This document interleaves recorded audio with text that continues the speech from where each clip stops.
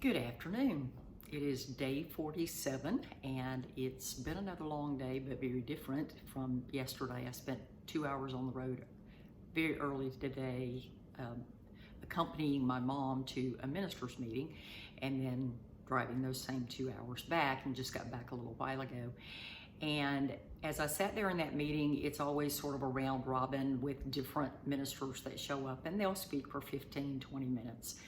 And one of the speakers today was kind of talking around the idea of legacy and what you're sowing into other people. And it always takes me back to a place where I'm thinking about what I'm sowing into other people and the things that I want to leave behind. And I was reminded of some of the things that I've heard John Maxwell say.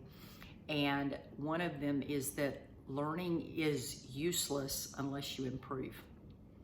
So you can know everything there is to know, but if you never implement it, what's the use of learning? Then it just becomes stale and rote. And yeah, you can say, I know that. I know all that. I've read all the books. I've done it all. I know it all. But if you never actually apply it to your life and you don't improve, it's like, why bother?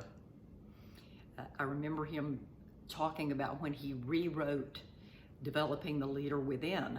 After several years, he actually had to rewrite something like 87% of the book because he had grown and he had to make changes to the book for it to grow along with him.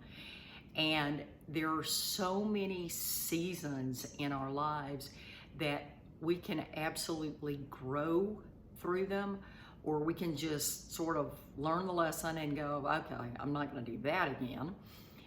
But if we can actually learn, we can actually find joy in the tough places. I had a conversation with one of those gentlemen today, and for some reason he was talking about he and his wife having made plans for when one of them is no longer here, and that he just felt like they needed to make plans, but he's not sure what he would do without her and this sort of thing.